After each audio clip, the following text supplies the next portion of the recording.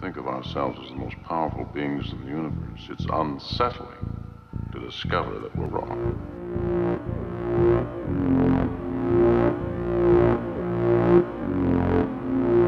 Time has come to see the world as it is. Can we pull back the veil of static and reach into the source of all being? Behind this curtain lies this random pattern generator. You will be responsible for an escalation that will destroy everything. This will be the last episode in the whole childhood experiences series before I get to the next phase of the podcast, which will be me reading collected notes from my years and years of interacting with spirits directly.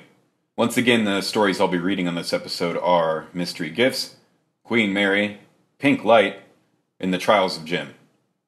But first, the news. What the hell in God's name is going down here? And now some reports from Northwest Territories, Canada. Dubois Lake, Lake Monster reports. Port Norman, Bigfoot scene, November 1973. Also an earlier report from somewhere in the Northwest Territories in summer 1952 described how a man saw a 9-foot Bigfoot standing watching him from blackberry bushes 75 feet away. It then walked away. Now from Nova Scotia, Lake Ainslie Cranberry Lake, Lake Monster reports. Caledonia Mills near Antigonish, many fires of probable poltergeist origin at an isolated farmhouse, 38 in one night, January 1922. Cape Sable Island, sightings of sea monster, 40 to 50 foot creature with alligator's head and big red eyes approached fishing vessel to within 10 feet, July 1976. Eastern Passage near Halifax, poltergeist outbreak with wrappings and household objects being thrown around, 24th December 1943 to the 8th of January 1944. Glace Bay, mysterious outbreaks of fire in house beginning 16th April 1963. Northumberland Strait, fiery phantom ship scene, 10th January 1979. Shag Harbor, unidentified submarine object over 60 feet long seen, October 1967. Windsor, poltergeist outbreak, October 1906 to February 1907. Now to Ontario. Bankfield and Little Long Loch gold mines. Mine workers frightened by lights and ghosts, March 1937.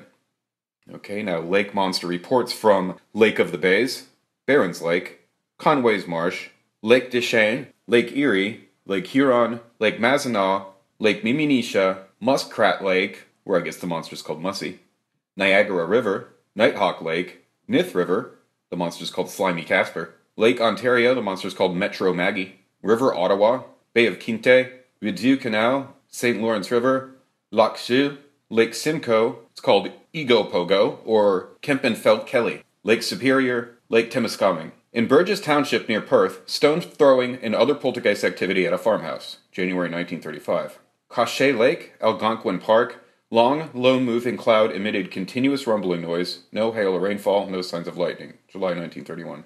Campton, several people saw black 7-foot Bigfoot and 16-inch tracks found, August 1965. Near Cobalt, sightings of Bigfoot named Yellowtop, September 1906.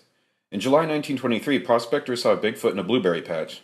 Near Gillies Lake, woman and son saw Bigfoot with light head in April 1946. Bigfoot walked in front of busload of miners on 5th August 1970. Forest Hill Village, Toronto, poltergeist activity at 3 houses which shared the same servant, January 1947. Gatineau Point, men sheltering from storm saw ball of fire enter barn, both were injured, September 1925. Georgian Bay, 8 witnesses saw UFO in water, entities were manipulating hose in water. On seeing witnesses, they returned inside, all except one, who was still outside when craft took off, August 1914. Near Geraldton, hiker badly shaken after seeing tall Bigfoot in woods, 10th October 1978. Hamilton, boy saw 2 UFOs, 8 feet long and with flashing lights, land, touched antenna, and received electric shock, 31st of March 1966. Jordan, following electrical storm, 9-year-old boy's presence caused fruit to fly, clods of earth and buttons to fly around, very like poltergeist phenomenon, October 1913. Near Kapuskasing, man saw maned lion on his farm, 3 feet tall, 5 feet long, with a 4-foot tail, with a bushy end, June 1960. In Mississauga, molten green flaming mass fell from sky onto table and backyard, 16 June 1979. In Niagara Falls, sightings of planes at a time when none were flying in the area, 1914 and 1916. Niagara River, possible water monster sighting, late 1970s. About 40 miles northeast of Ottawa, instruments of plane affected by close proximity of UFO, 18th August 1979. In Queenston, fish fell from sky in heavy rain, some found in tree branches, 11th June 1938. Ruthven, Bigfoot seen by boy, 4th June 1977. St. Catharines, fish fell from sky in thunderstorm, 13th July 1927. Poltergeist activity with furniture movement, one chair containing an 11-year-old boy floated 7 inches off the ground, February 1970. Fall of white hot ash, white stuff, and smell of sulfur from big black cloud, around 14th July 1976. Sault Ste. Marie, 12-foot pike pole with spike on one end and hook on the other crashed through a window, presumably from the sky, 7th February 1979. Scarborough, Toronto, poltergeist outbreak, 1968 to around 1971. Lake Simcoe, ghost light seen on shore near Brechin, 1952. Near Smithville, truck driver saw tall, long-armed Bigfoot, 9th August 1965. In Stouffville, football-sized ball lightning with purplish streak from top came down fast and struck barn with loud noise and flash 1st May 1933. In Tilsonburg, Bigfoot seen in tobacco fields and 18-inch tracks found, September 1965. Toronto, warm, porous rock, not a meteorite, crashed onto patio, 20th August 1978. During 4 hours sleep at night, 31-year-old woman developed 2nd and 3rd degree burns on thighs and abdomen needing skin grafting. Nightclothes and bed linen were not affected, 19th June 1980. Near Windsor, mysterious outbreaks of fire at Golf and Country Club, tablecloths covered with tiny dancing blue flames, December 1941. And now from Prince Edward Island, Egmont Bay, 2 men saw 40 to 60-foot sea monster, dark, serpentine, head 3 feet long, 1956. And at O'Keefe's Lake, lake monster reports. July 20th, 1950, Porto Novo, Brazil. Mr. Campeio and several others in a car saw 2 huge silvery objects by the side of the road, one on a hillock, the other on flat ground, about 50 meters away from each other. They came within 600 meters of the objects, which went away at, quote, an incredible speed, causing a rush of air that rocked the car. June 19th, 1951, 1200 hours, in Sonderborg, Denmark, Joseph Matiszewski, a mechanic, heard a whistling sound and saw an object land in a meadow. Approaching within 50 meters, he found himself paralyzed and observed that birds had stopped singing and cows seemed to be similarly unable to move. From the object emerged 4 handsome men who had brown skin and wore black shiny suits with translucent helmets. 8 objects also emerged from the craft and hovered above it. Other men inside the craft and on its deck appeared to be making repairs. Then the object flew to about 100 meters altitude and climbed rapidly out of sight. Only then did the paralysis subside. In September 1951, in Central Australia, a group of Unmatjeri Aborigines observed a shiny circular object land near a similar craft, about 12 meters in diameter. Several minutes later, a dwarf dressed in a shiny suit and having a, quote, round shiny head came out of one craft and entered the other. Both took off with a buzzing sound. October 26, 1951, 0400 hours, Australia. The driver of a transcontinental train on the east-west line saw an object that illuminated the countryside like the full moon. It flew very fast, came close to the train, appeared ready to land in the desert, then took off and disappeared. November 2nd, 1951, 2300 hours, Mojave, California. 2 forest observers were in a canyon 50 kilometers north of the Mojave when they saw a disc-shaped flying object in the southwest. 10 meters estimated diameter, 3 meters thick, blue-green, well-defined, surrounded by a glow of same color. Stopping their jeep, they signaled to the object, which approached within a few meters, flew away, seemed to play with them. Eventually it vanished, quote, like a magician's trick. December 1951, 0300 hours. In Peru and Nebraska, a man from Lincoln was driving to Indiana when he saw a blue light in the northwest sky. It vanished to the southeast. The witness missed a turn, had to go back towards Auburn, and had reached a point northwest of Peru when he saw an orange glow in the sky. Coming near, he observed the glow came from a cauldron-shaped object on the ground about 12 meters from the road. He stopped to examine the object, which measured about 10 meters in diameter and seemed to be made of cast iron. 30 centimeters from the top was a row of windows, 25 centimeters in diameter, from which the orange light was coming. On the other side was a blue, flame-like glow. There was no noise, no sign of life or activity, and no antenna or protrusion. The witness drove away. December 1951, in Red Springs, North Carolina, Sam Coley and his 2 children saw an object with a human-looking occupant. January 1952, 22:30 hours, in Weston, Wyoming, a 38-year-old rancher saw a shooting star that suddenly stopped in midair between him and a mountain. It was seen spinning in a clockwise direction. It had 1 red window periodically facing the observer. It went down toward the Little Powder River and came up again. The witness turned his car to send light signals, to which the object seemed to respond by stopping its red window facing the witness's location. Spinning resumed, the object rose and came down. A similar craft arrived, and both went into the deep valley out of sight. Early 1952, 22:42 hours. Goose Bay, Labrador. A fiery, spherical object made a right-angle turn during an observation by a C-54 crew flying from Westover to Goose Bay. It was also seen from the ground by the control tower and by two men who plunged to the earth when the object made a low pass at them. It went away at 22:47. On the 17th of August, 1978, 5 mountaineers were camping 12,000 feet up in the Caucasian Mountains in USSR. Viktor Kavunenko reports what happened. Quote, I woke up with a strange feeling that a stranger had made his way into our tent. Thrusting my head out of the sleeping bag, I froze. A bright yellow blob was floating about 1 meter from the floor. It disappeared in a Korovin's sleeping bag. The man screamed in pain. The ball jumped up and proceeded to circle over the other bags, now hiding in one, now in another. When it burned a hole in mine, I felt an unbearable pain, as if I were being burned by a welding machine, and blacked out. Regaining consciousness after a while, I saw the same yellow ball which, methodically observing a pattern that was known to it alone, kept diving into the bags, evoking desperate, heart-rending howls from the victims. This indescribable horror repeated itself several times. When I got back to my senses for the 5th or 6th time, the ball was gone. I could not move my arms or legs, and my body was burning as if it had turned into a ball of fire itself. In the hospital, where we were flown by helicopter, 7 wounds were discovered on my body. They were worse than burns. Pieces of muscle were found to be torn out to the bone. The same happened to Shigin, Kaprov, and Beskirov. Oleg Korovin had been killed by the ball, possibly because his bag had been on a rubber mattress insulating it from the ground. The ball lightning did not touch a single metal object, injuring only people. In November 1977, on Mount Snezka, Czechoslovakia's highest mountain, a couple were climbing on a sunny day when it began to snow and they lost their way. Quote, then suddenly I looked to the left and saw a big blue ball, which was very near me and shone with a clear and warm light. I was very surprised, and I must admit I was also very frightened. I shut my eyes, but when I opened them, the ball was still there. I asked my husband if he could see it, but he could not. Then, when I stepped forward, the ball moved with me. Then it turned to the right and moved slowly away from me. I followed it as if hypnotized by it. My husband asked why I had changed direction and said it was the wrong way, but he followed me, although he still couldn't see the ball. All the way, the ball showed us the right direction, and after 2 hours we arrived at the town. As soon as I could see the first houses, the ball disappeared. There are certain locations around the world where balls of light are seen regularly and have been for many years.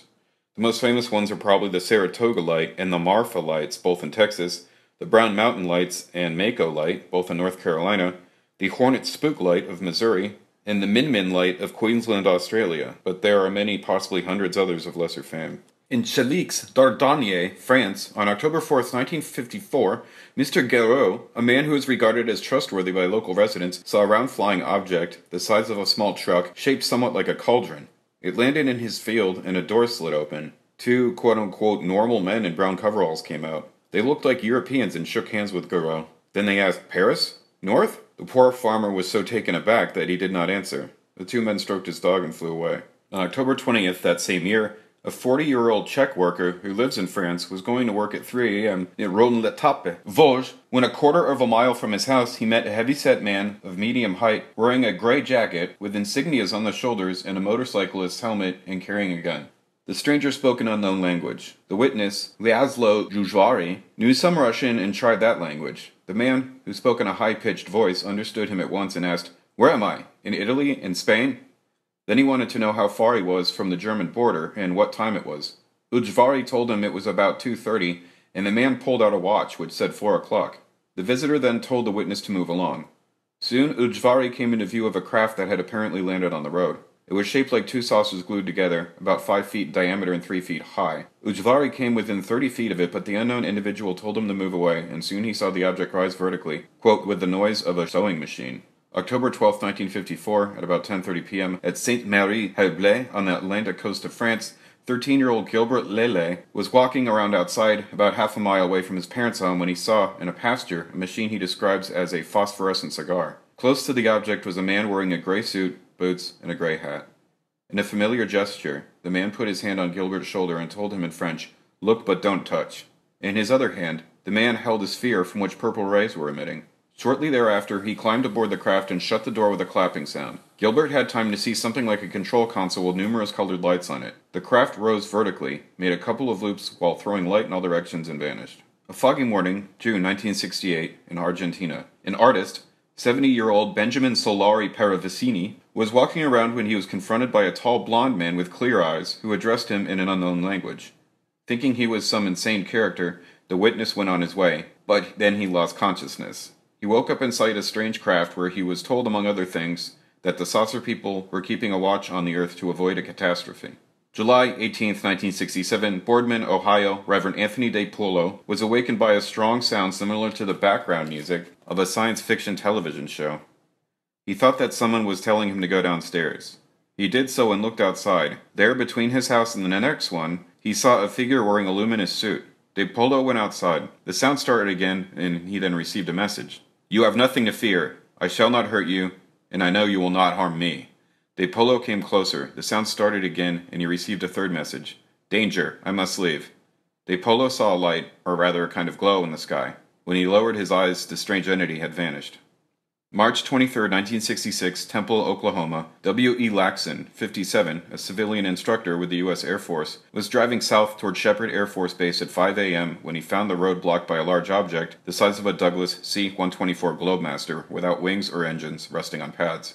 A man dressed in coveralls, with a kind of baseball cap on his head, appeared to be examining something on the underside of the craft. When asked how this man looked, Laxon replied, "He was in just a plain old GI mechanic suit, or a crew chief, or whatever he might happen to be on that crew. He had a flashlight in his hand, and he was almost kneeling on his right knee, with his left hand touching the bottom of the fuselage, which was about 3 feet from the pavement." And he added, "People wonder if they looked as an outer space deal? I told them I didn't know what an outer space deal looked like, but I do know this was made in America, I am sure. It had a plain old GI in it, I know that much. I would know the man if I saw him in Chicago tomorrow." On October 18, 1954, at 10:45 p.m., near the lake of Saint Point in the east of France, a Miss Bourreau saw a bright light on the road and stopped her bicycle. She saw a man, average in size, close to the light. With him were 2 dwarfs. In the September of 1967, in Alamosa County, Colorado, Mrs. Burl Lewis's pet horse Snippy was found mysteriously butchered. Flying saucers have been reported consistently in the area for over 5 years, according to Alamosa County Sheriff Ben Phillips, but he theorized that Snippy was the victim of a stray lightning bolt. Pathologists from Denver examined the horse's carcass, however, and found that all of the fluid had been drained from the brain in some manner.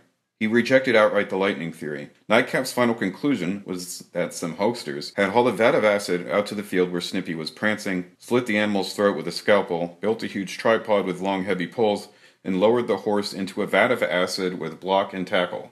Then they picked up their poles and vat and left. We have collected other animal mutilation cases from Pennsylvania, Washington, Oregon, Ohio, and West Virginia. In December 1967, another cow was found near Gallipolis, Ohio, with the unkindest cut of all. It had been neatly severed in 2 as if it had been chopped in half by a giant pair of scissors. The organs and blood in the lower half had all been removed. Farmers in central Pennsylvania were so upset by their losses to the phantom animal mutilators that in 1968 they formed a local organization to try to catch the culprits. In most cases, only the tongues and sex organs were removed, usually with such surgical precision that investigating veterinarians were astonished. In a couple of startling incidents, the cows were still alive when found, even though their anuses and other organs had been neatly snipped out. In every case, blood was absent from the site and from the carcasses. In December 1965, in the small town of Jabuticabal, Brazil, a Catholic family were visited by what Guy Lyon Playfair calls one of the most persistently malevolent poltergeists in history. It began with stone throwing, or rather brick throwing. A spiritist named Volpe came to survey the situation and decided that the focus of the activity was a pretty 11-year-old girl named Maria Jose Ferreira, a natural medium who was unconsciously lending the spirits her energy. He took the girl into his own home, and soon bricks were flying around there too. But at this stage the spirit seemed fairly amiable. If Maria asked for a flower or a piece of candy, it appeared at her feet. Then the honeymoon period came to an end, and the spirits began hurling glasses, plates, flower vases, and other items around the house. While Maria was asleep, there were apparent attempts to suffocate her by placing cups or glasses over her mouth, and an attack in the genital region suggested an attempt at rape. Then the poltergeist began sticking needles into her left heel, and the fact that she was wearing shoes and socks made no difference. One day 55 needles were removed at the same time. When the foot was bandaged, the bandages were wrenched off without being untied. One day at school, her clothes began to smolder from a burn that looked as if it had been made by a cigarette. Finally, the Volpes took her to an Umbanda center, where a spirit came out and spoke through Chico, Brazil's best-known medium. It declared that Maria had been a witch in a previous life, and that many people had suffered through her, including the spirit itself, whose death she had caused.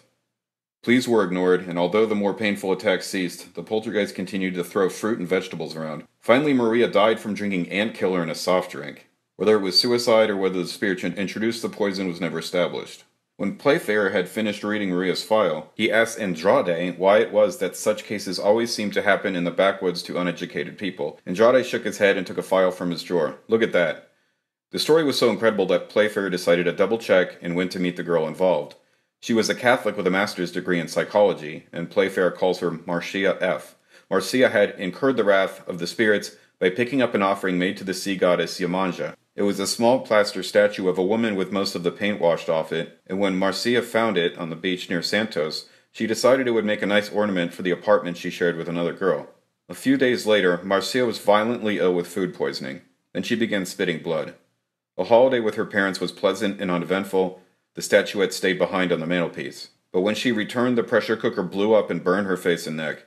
The oven exploded, shooting out a sheet of flame towards Marcia. A gas fitter could find nothing wrong with the gas pipes. She began to experience suicidal impulses, an impulse to fling herself before oncoming cars and out of windows. A voice inside her seemed to be urging her to throw herself out. Then she became aware of the presences. They came at night and entered her bed. She felt hands touching her all over. Then a male presence climbed onto her and she felt a penis entering her. She tried without success to push him away, but the incubus, as such spirits were known in the Middle Ages, came for several nights. Finally, Marcia did what she should have done a long time before and went to an Umbanda center. When she mentioned the statue, she was told to go and throw it back into the sea where she had found it. After that, her life returned to normal. It was only after she had been to the Umbanda center that Marcia noticed something that shook her. The burns on her face and neck corresponded precisely to the areas of paint left on the neck of the statue. A patch of TB, which had showed up on the x-ray plate after she began spitting blood, corresponded to another patch of paint on the statue's back. The only other paint on the statue was one piercing blue eye. Marcia preferred not to think about that. In Voronezh, Russia, on September 27, 1989, at about 6 o'clock in the evening, several school children and numerous adults saw a large spherical object hovering over a park. When a hatch opened in the bottom, a being appeared. It stood about 10 feet tall, had no neck, and wore silver overalls and bronze-colored boots. The being had 3 eyes. 2 were whitish, but the middle eye, or lamp, as one witness called it, was red and devoid of a pupil. The being scanned the terrain, the hatch closed, and the sphere descended, brushing against a poplar tree, which bent and stayed in that position. The object, which measured about 45 feet wide and 19 feet high, then landed. The tall being emerged accompanied by a small robot, actually a box with something resembling a head on top of it. When the being uttered something, a small luminous triangle appeared on the ground, but at other utterances it disappeared. The being then adjusted something on the robot's chest. When a young boy began crying, the being, whose eyes seemed to emit light, looked at him. The boy froze. When the witnesses started shouting, the sphere and beings immediately vanished. But 5 minutes later, the object and being reappeared. It now held a 4-foot-long tube at its side. When the being pointed it at a nearby teenage boy, the boy disappeared. The being then re-entered the sphere, and as the object flew away, the boy reappeared. Some witnesses reported having seen a symbol, known as UMO, U-M-M-O, all in capitals, on the being's belt and on the object. This design had been reported in several close encounters in Spain during the 1970s.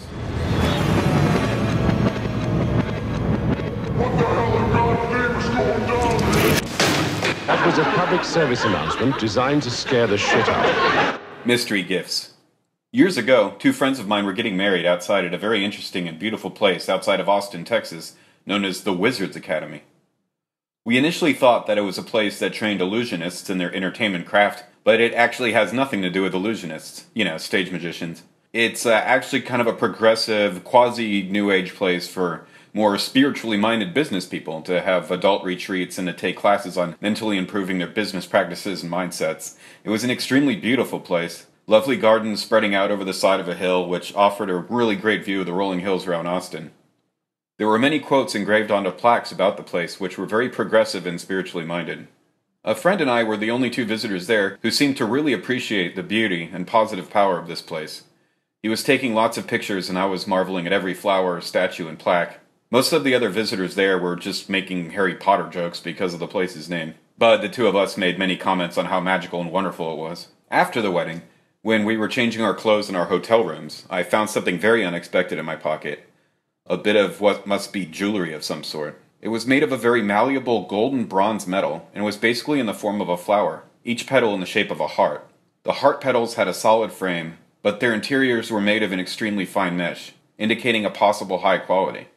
And this was most certainly not costume jewelry. Another interesting fact about this mystery object is that it had no clasp, no pin, nothing to secure it to clothing. In the center of this golden flower of love was an arrangement of tiny petals which formed a small cavity which seemed to be intended to hold something. My friend, who had been the only other person to really appreciate the place, found a little diamond in his pocket.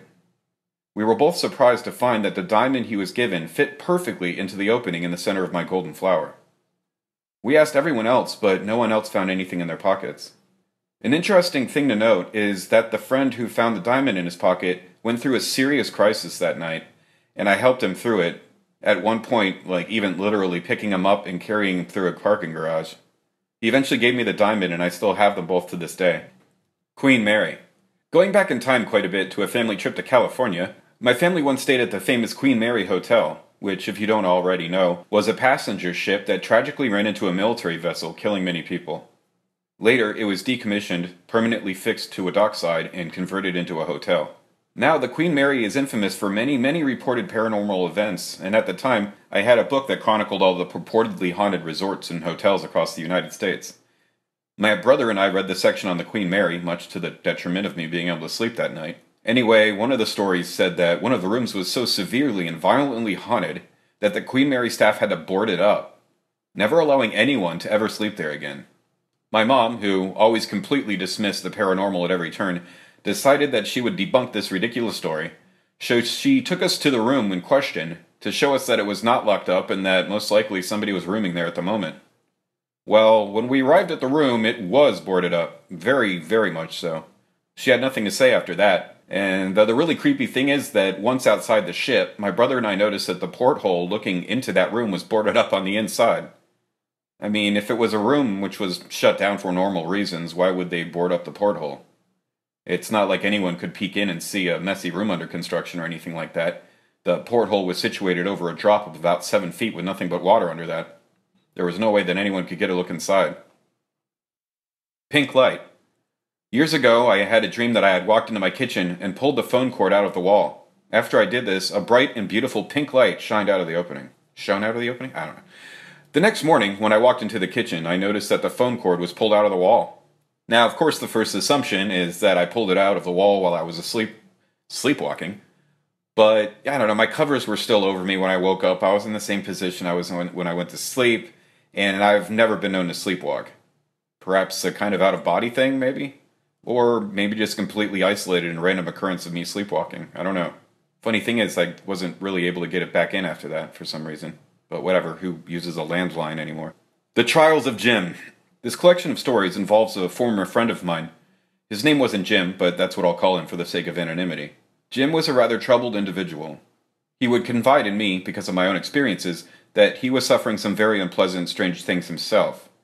He told me that when he would lie down in bed, it wouldn't be very long before he would feel and hear someone lie down in the bed next to him. He would then hear and feel them breathing on his neck. He would have trouble sleeping with this mysterious and uncalled-for visitor next to him, so he would get up and sleep on the couch, not allowing any room for his tormentor. He told me, though, that this peace didn't last for very long, as the unwelcome companion eventually began wedging itself in next to him on the couch. I think he also said it would, mumble in his ear. And he also said that sometimes he would be awoken by the sounds of someone running around his apartment and would see a strange little ape-like creature running about everywhere, bumping into things. It would eventually run into another room and disappear. He also told me that when he was growing up, there were many strange experiences at his house. He would be home alone and upstairs, and hear someone downstairs clearly call his name, but when he'd go downstairs, there was no one there, and the front door would sometimes be wide open, even though it was locked on the inside. He also told me about a time when a friend was visiting, and they noticed a strange green glow on the other end of the hallway. Silhouetted against the green light was the outline of a man, and the closer they got to the glow and man shape, the more it would fade from view. Eventually it just went away. And I was at his house, this old house of his once, and we were taking pictures of ourselves for a possible crossover project between our two musical projects. Now, something happened here which I have no explanation for, paranormal or otherwise. In a lot of the pictures, he wouldn't show up in the shot fully. There would just be a vague outline and hint of his form, and the chair he was sitting on was visible through him.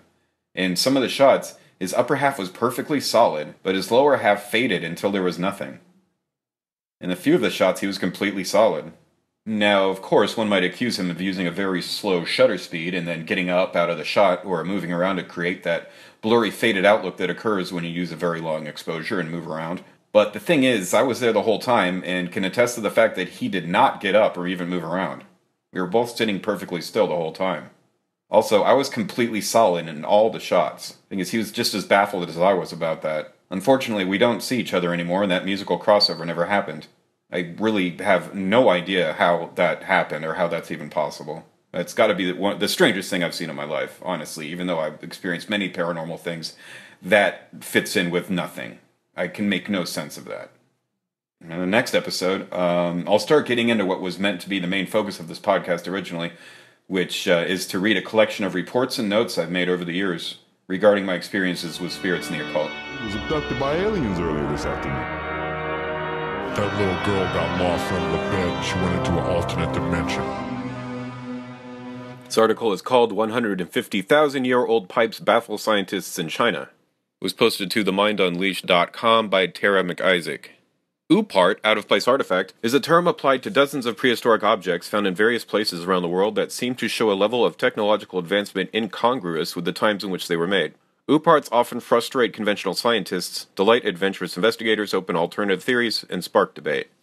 In a mysterious pyramid in China's Xinghai province, near Mount Baigong, are 3 caves filled with pipes leading to a nearby saltwater lake. There are also pipes under the lake bed and on the shore. The iron pipes range in size, with some smaller than a toothpick. The strangest part is that they may be about 150,000 years old. Dating done by the Beijing Institute of Geology determined these iron pipes were smelted about 150,000 years ago, if they were indeed made by humans, according to Brian Dunning of Skeptoid.com. And if they are made by humans, history, as it is commonly viewed, would have to be reevaluated. The dating was done using thermoluminescence, a technique that determines how long ago crystalline material was exposed to sunlight or heated. Humans are only thought to have inhabited the region for the past 30,000 years. Even within the known history of the area, the only humans to inhabit the region were nomads whose lifestyle would not leave any such structures behind. The state-run news agency Xinhua in China reported on the pyramids, the pipes, and the research began by a team of scientists sent to investigate in 2002. Though some have since tried to explain the pipes as a natural phenomenon, Yang Ji, a research fellow at the Chinese Academy of Social Sciences, told Xinhua the pyramid may have been built by intelligent beings. He did not dismiss the theory that ancient extraterrestrials may be responsible, saying this theory is, quote, understandable and worth looking into, but scientific means must be employed to prove whether or not it is true. Another theory is that it was built by prehistoric humans with techniques lost to humans of a later period. The pipes lead into a salty lake, though a twin lake nearby contains fresh water. The surrounding landscape is strewn with what Xinhua describes as strangely shaped stones. Rocks protrude from the ground like broken pillars. The head of the publicity department at the local Delinga government told Xinhua the pipes were analyzed at a local smeltery and 8% of the material could not be identified. The rest was made up of ferric oxide, silicon dioxide, and calcium oxide. Liu Shaolin, the engineer who did the analysis, told Xinhua, this result has made the site even more mysterious. Nature is harsh here, he said. There are no residents, let alone modern industry in the area, only a few migrant herdsmen to the north of the mountain. To further add to the mystery, Zhang Xiandong, a geology research fellow from the China Earthquake Administration, told state-run newspaper People's Daily in 2007 that some of the pipes were found to be highly radioactive. Time has come to see the world as it is. This article is called The Black Knight Satellite. The Truth is Up There. It was posted to disinfo.com on May 7th, 2015 by Incognito Chupacabra. Beginning in the mid-50s, though some say reports claim the 1940s and certain weird rumors assert that Tesla himself discovered something strange back in the latter days of the 19th century, a curious phenomenon manifested itself in the hearts and minds of a population's budding fascination with unidentified flying objects. The discovery of an unknown satellite in polar orbit, possibly broadcasting something to unknown agencies allegedly before humans had the technology to accomplish such a feat. Needless to say, with the Cold War raging, accusations and suspicions abounded. According to Time magazine on Monday, March 7, 1960, quote, 3 weeks ago, headlines announced that the U.S. had detected a mysterious dark satellite wheeling overhead on a regular orbit. There was nervous speculation that it might be a surveillance satellite launched by the Russians, and it brought the uneasy sensation that the U.S. did not know what was going on over its own head. But last week, the Department of Defense proudly announced that the satellite had been identified. It was a space derelict, the remains of an Air Force Discover satellite that had gone astray. But in 1954, both the St. Louis Dispatch and San Francisco Examiner raised the question of whether or not there was something up there 6 years before the first successful launch of a polar orbit satellite. The article titles are Artificial Satellites Are Circling Earth, writer on Saucers says. And 1 or 2 artificial satellites circling Earth, says expert. And on August 23, 1954, the magazine Aviation Weekly and Space Technology wrote, quote, Pentagon scare over the observance of 2 previously unobserved satellites orbiting the Earth has dissipated with the identification of the objects as natural, not artificial satellites. Dr. Lincoln La Paz, expert on extraterrestrial bodies from the University of New Mexico, headed the identification project. One satellite is orbiting about 400 miles out, while the other track is 600 miles from the Earth.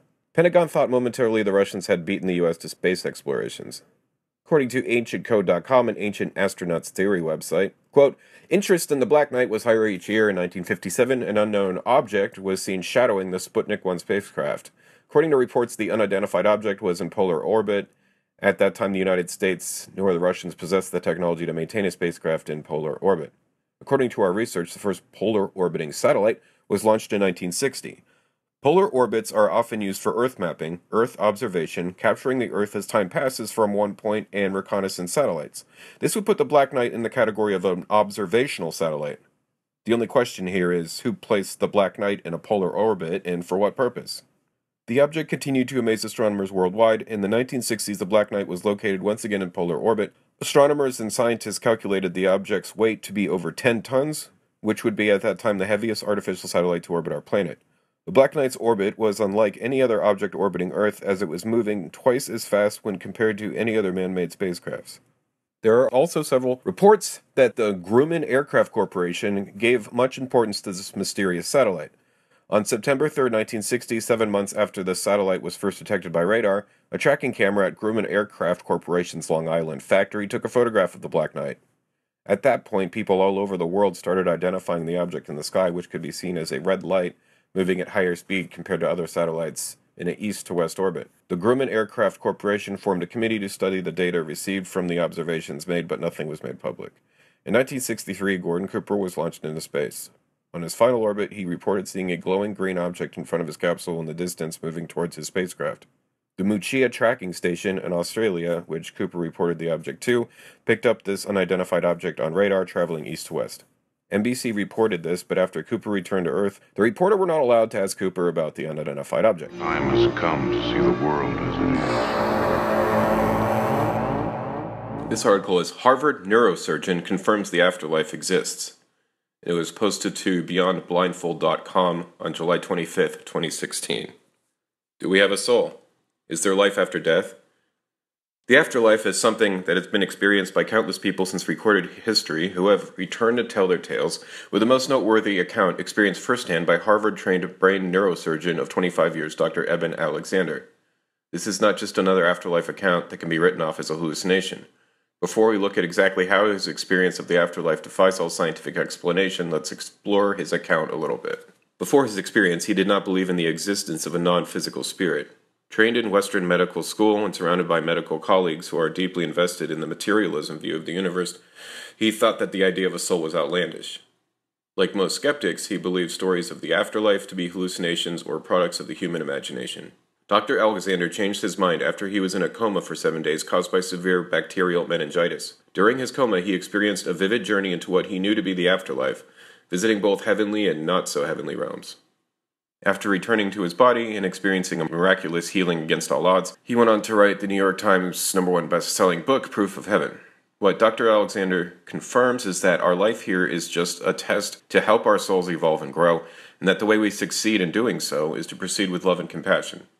Here are just a few other notable points he made. The experience of the afterlife was so real and expansive that the experience of living as a human on Earth seemed like an artificial dream by comparison. The fabric of the afterlife was pure love. Love dominated the afterlife to such a huge degree that the overall presence of evil was infinitesimally small. If you wish to know the universe, know love.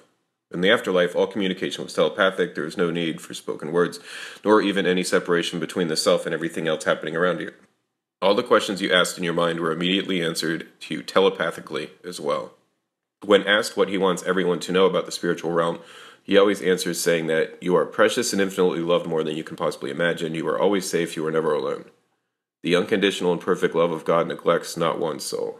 Quote, love is, without a doubt, the basis of everything. Not some abstract, hard-to-fathom kind of love, but the day-to-day kind that everyone knows. The kind of love we feel when we look at our spouse and our children or even our animals. In its purest and most powerful form, this love is not jealous or selfish, but unconditional. This is the reality of realities, the incomprehensibly glorious truth of truths that lives and breathes at the core of everything that exists or will ever exist. And no remotely accurate understanding of who and what we are can be achieved by anyone who does not know it and embody it in all of their actions." End quote. Now let's talk credibly for a minute. What makes this experience so much more significant than other near-death experience accounts? Edmund's neocortex was completely non-functional during the time of his coma due to his severe bacterial meningitis, so there is no scientific account for why he experienced this. In fact, he gives refutations to 9 different possible scientific explanations for his experience in his book. Let's take a look at 5 potential explanations he outlines in Appendix B of Proof of Heaven. Some of his explanations would make no sense to us as laymen untrained in neuroscientific terminology, so here are the most common explanations he refutes, all of which are taken verbatim from his book. 1. A primitive brainstem program to ease terminal pain and suffering, quote, evolutionary argument, possibly as a remnant of feigned death strategies from lower mammals. This does not explain the robust, richly interactive nature of the recollections. 2. The distorted recall of memories from deeper parts of the limbic system, for example, the lateral amygdala, that have enough overlying brain to be reflectively protected from the meningitic inflammation, which occurs mainly at the brain's surface. This did not explain the robust, richly interactive nature of the recollections. DMT dump. DMT, a naturally occurring serotonin, causes vivid hallucinations and a dreamlike state. I am personally familiar with drug experiences related to serotonin agonists/antagonists, LSD for example, from my teen years in the early 70s. I have had no personal experience with DMT, but I've seen patients under its influence. The rich ultra-reality would still require fairly intact auditory and visual neocortex as target regions in which to generate such a rich audio-visual experience as I had in a coma. Prolonged coma due to bacterial meningitis had badly damaged my neocortex, which is where all of the serotonin from the Rafe nuclei in my brainstem, or DMT, a serotonin agonist, would have had effects on visual auditory experiences. But my cortex was off, and the DMT would have no place in the brain to act. 4. A reboot phenomenon. A random dump of bizarre disjointed memories due to old memories in the damaged neocortex, which might occur on restarting the cortex into consciousness after a prolonged system-wide failure, as in my diffuse meningitis. Especially given the intricacies of my elaborate recollections, this seems most unlikely. 5. Unusual memory generation through an archaic visual pathway through the midbrain, prominently used in birds, but only rarely identifiable in humans. It can be demonstrated in humans who are cortically blind due to occipital cortex. It provided no clue as to the ultra-reality I witnessed, and failed to explain the auditory-visual interleaving. His NDE account stands as the most credible account of all time, and coming from his materialistic scientific background, we have good reason to believe that he really did have a vivid encounter with something beyond this world. Time has come to see the world as it is. Okay, I'm going to read 2 articles combined, both of them posted by Alexandro Rojas on the website openminds.tv. The first posted on March 31st, 2015, and the second posted on March 6, 2017. Obama UFO interview analyzed. Ben Hansen, former host of the Sci-Fi Channel's Fact or Faked Paranormal Files, took a careful look at Obama's recent appearance on Jimmy Kimmel, especially the portion in which Kimmel asked Obama about UFOs.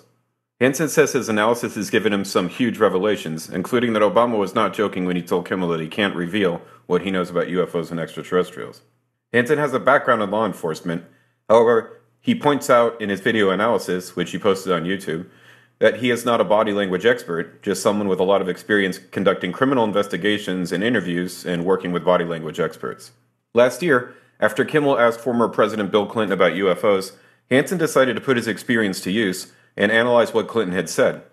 His conclusion was that there was, quote, evidence of significant apprehension, stress, and guarded behavior.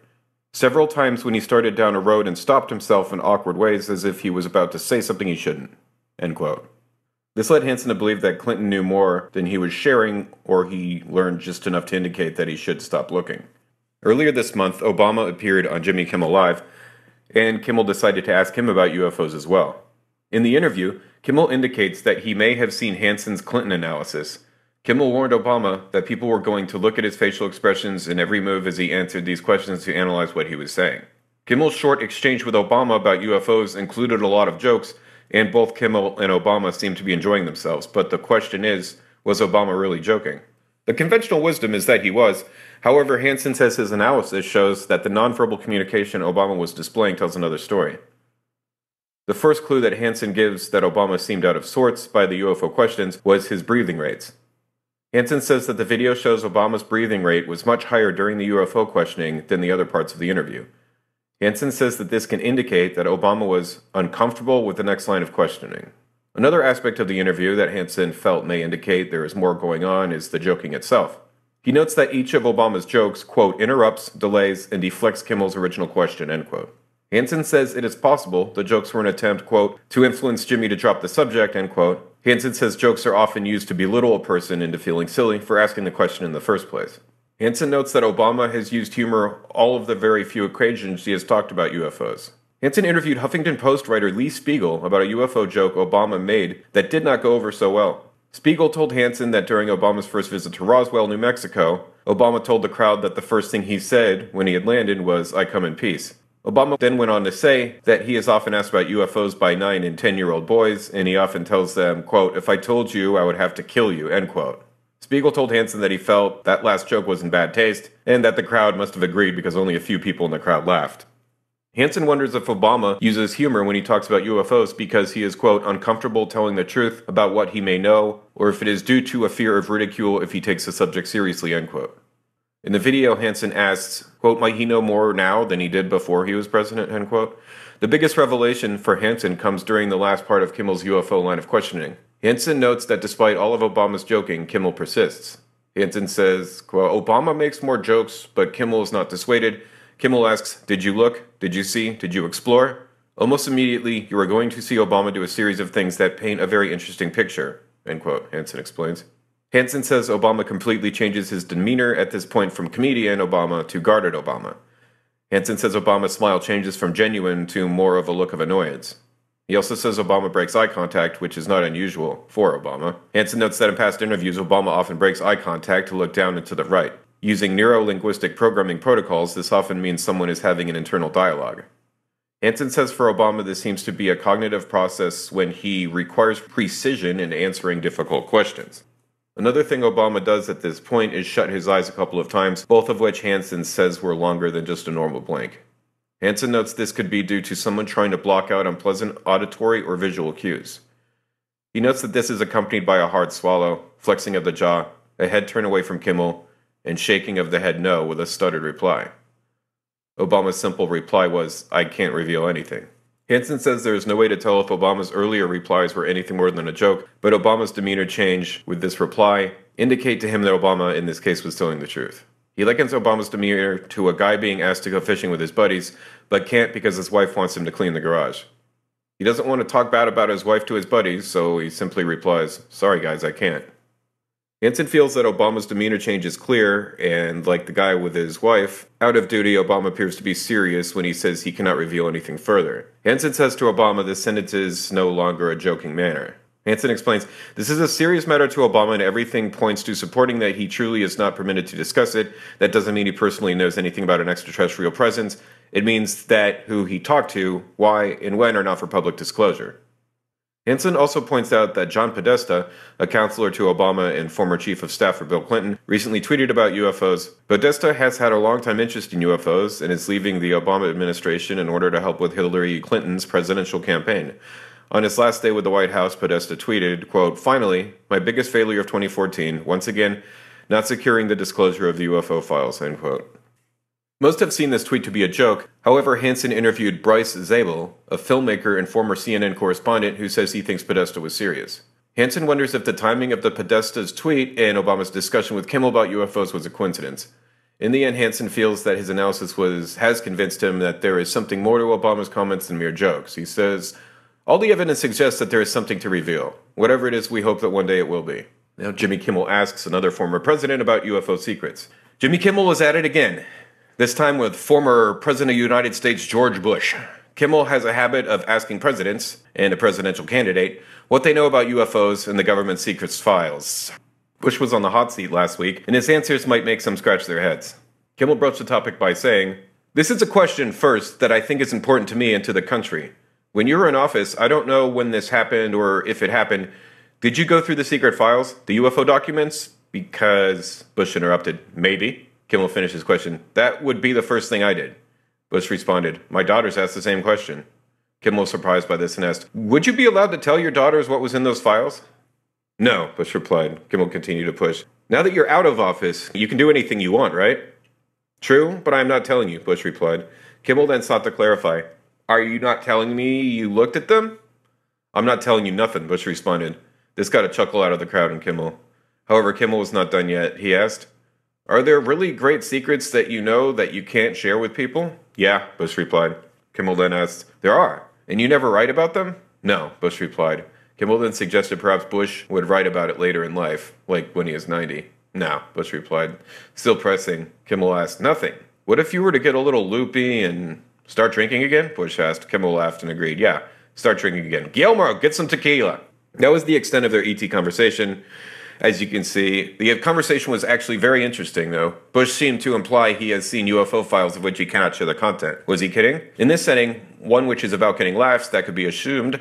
However, during much of the conversation, Bush did not appear to be joking. If Bush really has seen UFO files that are top secret and so under wraps, that would be significant. Science can explain everything if we look hard enough. Shut up, science bitch. Nothing is true. Everything is real. Not only is he like ruining my life, but with all this God shit that he's into, he could be ruining my afterlife. It's a sort of interdimensional vagina that somehow appears. I can interact with it. Fabric of the entire universe could be torn apart. I know my mind is changing.